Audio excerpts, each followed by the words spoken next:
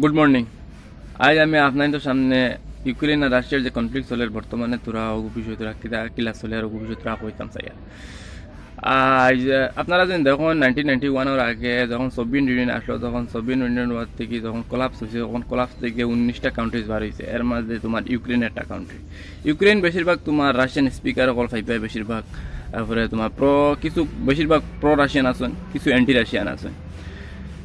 কিন্তু মাসলা সবথেকে বড় হয়েছে রাশিয়া, সবথেকে বড় 1 নম্বর মা। 2 নম্বর মা দিল তার পপুলেশন কম, সিকিউরিটি স্ট্র্যাটেজিক দিয়ে যদি দেখা যায়, ইকোনমিক দিন দেখা যায়, তার তোমার ইউথ অকল কম আছে। তার লাগি এ ধরনের চার দেন ইউক্রেনের বেশিরভাগ পপুলেশন আছেন, আবাদি 4 করোড় লাগান পপুলেশন ইউক্রেনও আছেন, আর এখানেও বেশি প্রো রাশিয়ান আছেন।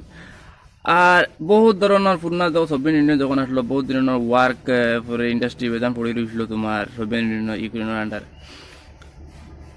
ও একটা তারা পাতলা মাসলা। 2 নম্বর মাসলা হইল NATO, north Atlantic treaty organization, যেগুলি আমেরিকায় আর প্লাস ইউরোপিয়ান ইউনিয়নে যারা যোগ করছে সিকিউরিটি অ্যান্ড ডিফেন্স স্ট্র্যাটেজিক লইয়া যেগু ওয়ার্ক করা হয়। এক দেশের কোনো ওয়ার্ক মারে অ্যাটাক করে, বাকি পুরা নেটোরে অ্যাটাক করা হয়েছে, অ্যাটাক করা হইব। যারা আপনারা দেখছেন আফগানিস্তানও আইয়া পুরা নেটোর ফোর্স ইয়া আফগানিস্তান ইয়া ল্যান্ড করছেন। সেম জিনিস হলা বর্তমানে যে কনফ্লিক্ট চলে, বহুত খাতারনাক কনফ্লিক্ট চলে, যে কনফ্লিক্টের কারণে পুরো আমরা ওয়ার্ল্ড দিকের প্রবলেম চলে। তোমার স্টক মার্কেট ডাউন, তার বাদে অয়েলের দাম বাড়ে, গ্যাসের দাম বাড়ে, এরপরে খানির যেটা জিনিস আছে প্রোডাক্টসর ওটারও দাম বাড়ে। এটার লাগে একমাত্র ইউক্রেন। কারণ ইউক্রেন যদি আপনারা যদি দেখেন, ইউক্রেনও একটা এক্সপোর্ট করে বহুত জিনিস, কিন্তু এর থেকে বেশি রাশিয়া আরও বেশি এক্সপোর্ট করে। রাশিয়া তোমার এনার্জি ফাইলায়, তার বাদে ফাইলায় অয়েল ফাইলায়, যত জিনিস আছে খুব বেশি এক্সপোর্ট করে। ওয়ার্ল্ডের মধ্যে সেকেন্ড এক্সপোর্টার ফাইলায় রাশিয়া। এর মধ্যে ফাইলায় 3 নম্বর তোমার ধান আর ময়দা যেটা আছে, ওটাও এক্সপোর্ট করে। কিন্তু এখন দেখো যে রাশিয়া দেখা আমেরিকায় খালি উকসার ইউক্রেন দেখো তোমার আমরা নেটোর মেম্বারশিপ আমরা দিলাম। এখন ইউক্রেন যদি মেম্বারশিপ দিলাই, যে রাশিয়ার সব থেকে বড় মশলা বলে দাও, কারণ এই সাইডে দিয়ে তার নেটোর ফোর্স পুরা ইয়া আমার বর্ডারের লগে নেটোর ফোর্স, কারণ একটা যদি অ্যাটাক করে তো পুরা নেটো ইয়া রাশিয়ার অ্যাটাক করা শুরু করবা।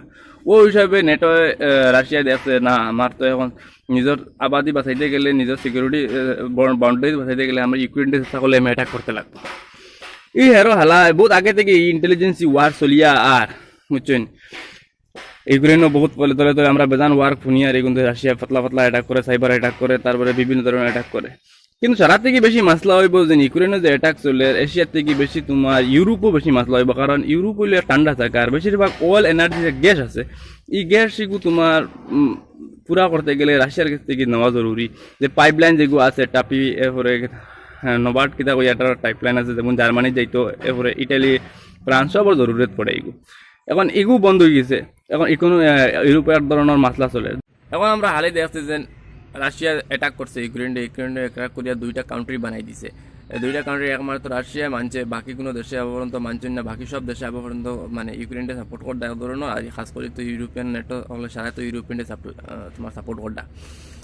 ও দুইখানে অ্যাটাক করিয়া গিয়া মানে যে দুই কবজা করছে, দুই থেকে হো জায়গা এখন আগের দিয়ে আরো বাড়িয়েছে তোমার রাশিয়া। আর কইছে যে আমরা পিস প্রিভেল করার লাগে নজর জায়গায় যাই। আর আমরা হালাকিতে দেখছি যে 2টা ফার্স্টটা এয়ারক্রাশ তোমার এয়ারপ্লেন ক্র্যাশ হয়েছে, ইউক্রেনে হয়েছে। কিন্তু হালাকিতে এগুলো দেখা যায় যে খুব ফেক এক ধরনের।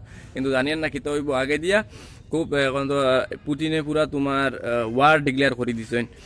আর এই কারণে আমরা বর্তমানে এশিয়া থেকে ইউরোপ অল ওভার ওয়ার্ল্ড মাসলা পড়বো। সব ধরনের খানির তরফ থেকে লইয়া এনার্জি অয়েল সব ধরনের মাসলা পড়বো। বর্তমানে অয়েলের দাম বাড়ি গেছে, কিতা হইব আপনারা এই বিষয়ে কই না। বড় বড় অ্যানালিস্টগুলো যারা আছেন তারা পুরা ডিসকাশন করবা বিষয় লইয়া, আর তোরা তলে কমেন্ট করবা।